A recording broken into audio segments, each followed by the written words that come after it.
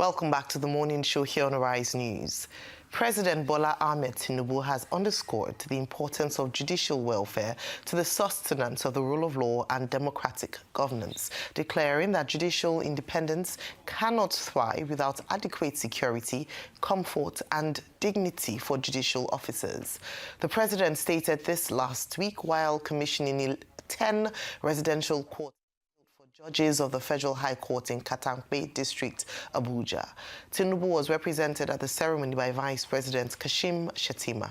Joining us on the show to review the Tinubu administration's claim that judicial welfare is key to the rule of law and if this justifies building houses for judges is Dr. Sam Amadi, Arise News analyst. Good morning, Dr. Amadi. Always great to have you here on the morning show. Thank you so much. Happy to be here. And good morning. Morning. Well, Great Malabite, when Justice Datijo Muhammad was living, when he was retiring, his major point was about the welfare of judges.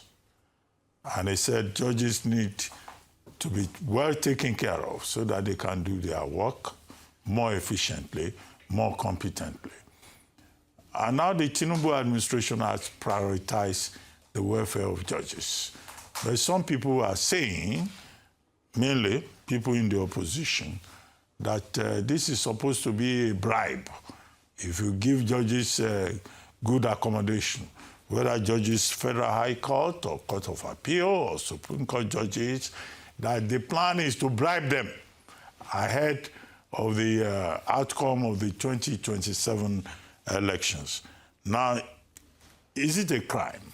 Is it a problem to provide good working conditions for judges or for any other worker, whether they are working in the private sector where there is a lot of charlatanism? So, how do you react to this? How do you interpret this? Okay, thank you for having me again. I think it's actually not a crime to provide for the welfare of judges as well as of other, public officials, because judges are public officials of a special kind. In fact, it's in promotion of development, justice, and stability to provide for the welfare of public officers. But there are processes for that provision. And again, it has to be done in a manner that aligns with the three key components of constitutional governance: the independence of the judiciary, or the supremacy of the judiciary first, the separation of power, and the protection of fundamental rights. Those are the three pillars of constitutional democracy, especially our own constitutional democracy, as the Nigerian Supreme Court have said clearly. So first, the welfare of judges, and again, credit to President Tinubu, Lagos State Governor, we saw under Oshibanjo that the Lagos State Court's judges had comparatively better, welfare schemes, and some interpret it as perhaps a domino effect. This led, maybe unintended consequence was that at some point at the Court of Appeal, it was assumed that it was Tinubu's court. So these are Nigeria's lived reality. But what matters, three key issues at this point: constitutionalism. First, the judiciary is supposed to be independent, and the issue around its welfare, its financing has been taken care of by Section 80, Sub 3, 87, 4, 84.7 and 162.9, which is basically the idea of what we call first-line charge for its recurrent expenditure, not necessarily capital. Again, the Supreme Court has also said that 162 is redundant, but 80, 84 clearly says that the expenditure of the National Assembly, especially the federal courts, has to be directly tied to first-line charge of the consolidated revenue. And the idea of fiscal independence is to allow them not to be caught into the ping-pong of the administrative state. Separation of power, the executive is different, the judiciary is different, the National Assembly is different. Now, commingling will happen at some level. capital projects. The government says, okay, you want to build new, modern court system. They build it out in a manner that does not suggest that the judiciary is in their credit and sort of grateful. So what I found wrong about building houses for judges in the manner it's done is that, first, the judiciary, judges are not really one of the most deprived sector of the Nigerian public service. Again, welfare of judges should not mean judges being treated like royalty in a manner also that leads to institutional capture. So this is a balance. Judges must be treated as fit people who earn their work, but who are not being made to be royalties in a manner that suggests that they are now being captured. Can these buildings be provided through a process in which the judges indicate need for accommodation, and that gets to a budget and worked out the way most government projects are done? Instead of the Minister of FCT announcing we're going to do this, build it himself, call a launch and announce it. So an optics here, and this is very important. When we talk about independence of the judiciary, there's structural independence, which the Constitution tries to create, difference, separatedness, especially when the government is a key litigant, either for itself or defending itself against citizens, against opposition, against different political parties. So first, the optics is bad. It creates impression that the judiciary is at the, it's like it's a gift, gratuitous gift on the judiciary. Most of the Court of Appeal judges or High Court judges have their houses, and they should build their own house. You see, their house is not a capital project for judges.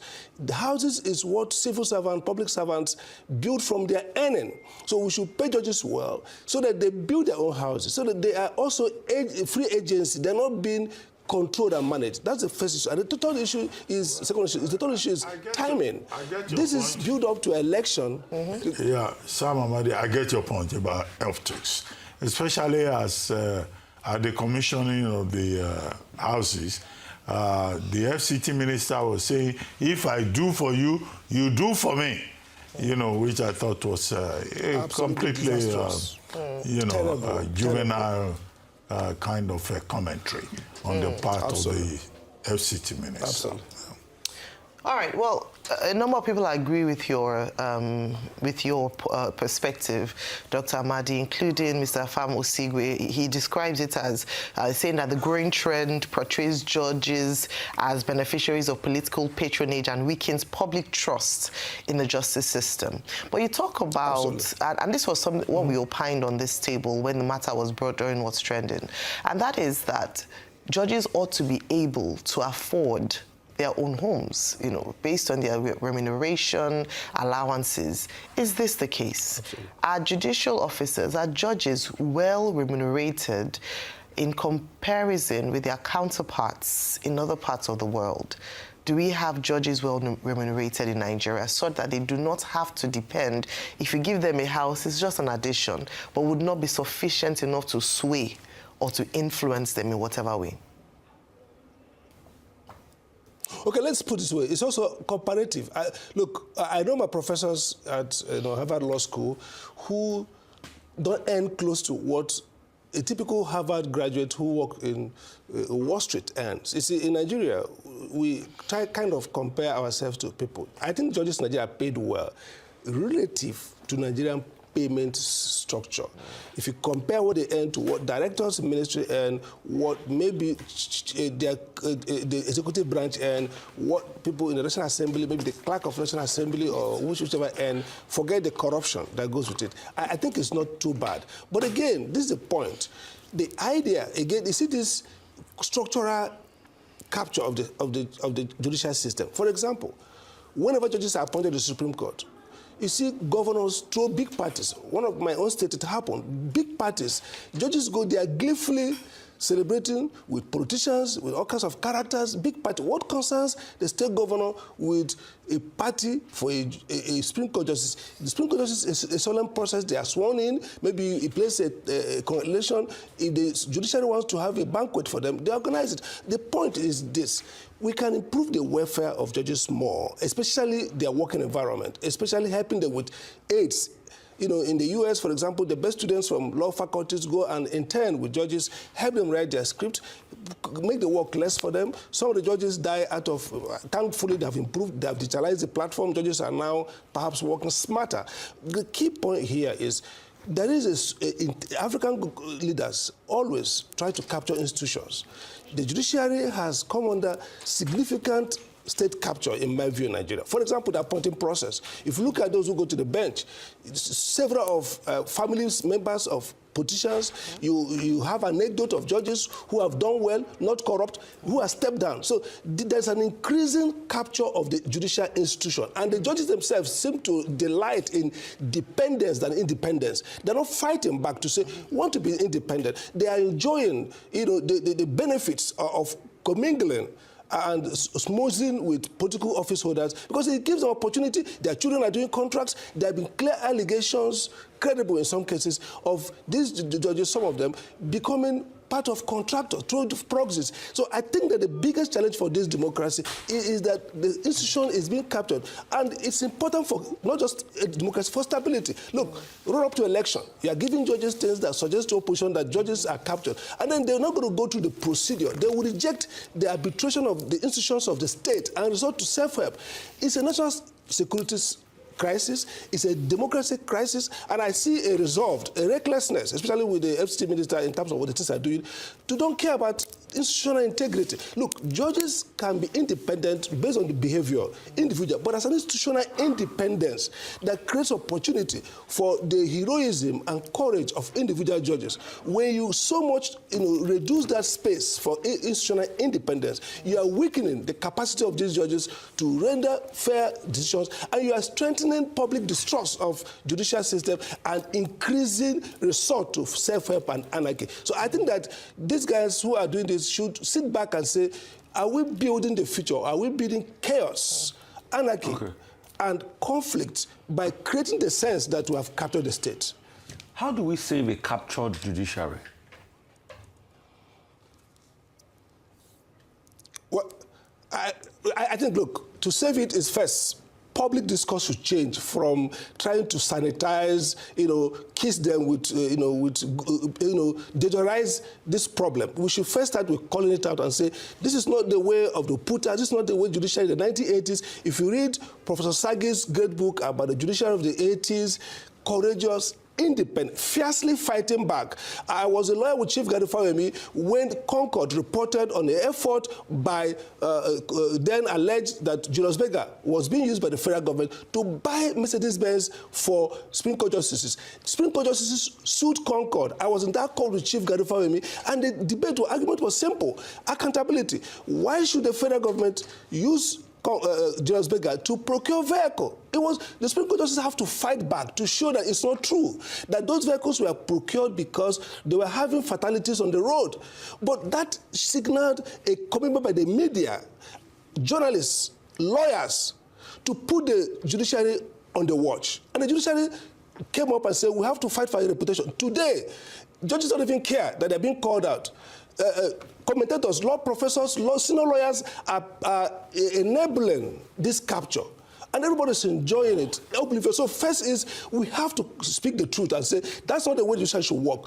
Today, many judges have told me, some have told me, they confess in applications, they don't take them to court of appeal because they say you are honest, you can't depend on you. So there is total bastardization of the judicial process. And we need to speak out first and then challenge it and push back. Okay, Sam, I get your point about financial autonomy for the judiciary, first-line charge, and all of that under section autonomy and structural autonomy.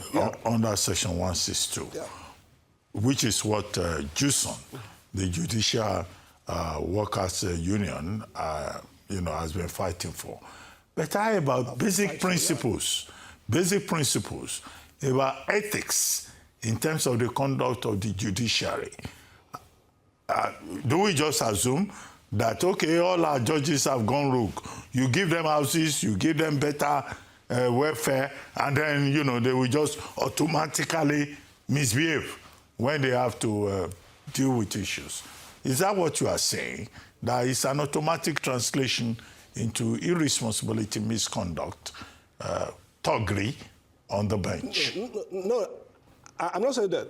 No, I'm not saying that. Look, see what I'm saying. Okay, there is, from a theoretical level, there's a relationship between institutions and culture. Ethics do not flow in vacuum. For example, judges are professionals who are in a career, and every career person wants to come to the summit. So if you don't have judicial appointment process strengthened, and I know that, look, if I don't know my governor, if I'm not doing what they want, I cannot get elevated. See, not just as professors, that's why our system academics has collapsed. The idea of academic freedom is not that judges can be, professors can be reckless, is that it helps incent a culture, an ethics of courage and neutrality and objectivity and speaking your mind. So if you create a system where the people who want to go out and do the right thing know that they're going to stay in one place for 10 years, not getting the disciple, and the people who are ill-educated, probably not fit for it, get on top. You are creating incentive structure. So my point is not that judges are such guys that you give them house, they give you job. No, judges are tried. There are many brilliant, committed judges, but the working environment is choking. And over time, we're going to have a kind of incentivize this other side of the judicial craft. So my point is, individual independence, the ethics, the nobility of this profession, which the principles of law they are upholding, they are doing their best. But you have to create a structural independence that enable these individual acts of heroism to be sustainable. You cannot choke out heroism. You can't incentivize some degree of dependence and, bootlicking and, kissing up to the political authority. Look at the 2023 election. Many people, myself a legal scholar, argue that some of the decisions, I think, were wrong. Of course, judges have a right to be wrong. That's part of their craft. But again, if people see that the judges themselves are actually too beholden because of these commitments, this intermingling, and then it creates impression. And judges themselves feel at risk if they stride out different, if they rule against government, if their children don't get this appointment, maybe they don't get elevated. I think there should be a conversation around how do we ensure that, that's why we have tenure for judges. That's why we have the Judicial Council being the one disciplining judges, not government bureaucracy. The whole structural arrangement is to ensure that judges feel comfortable, confident that they are sometimes very annoying decisions against government or institutions or individuals do not earn them a discredit. They are secured that their prospect to advance is based on their competence, experience. Okay. So these things are the things that are choking out this individual heroism. And that's my point. Judges are good guys. Some of them are doing a great job, but institutions have been captured or seem to be captured. Very well said. Thank you so much, Dr. Sam Amadi. A very thought-provoking conversation to be had, especially in this time of our democracy here in Nigeria. Thank you.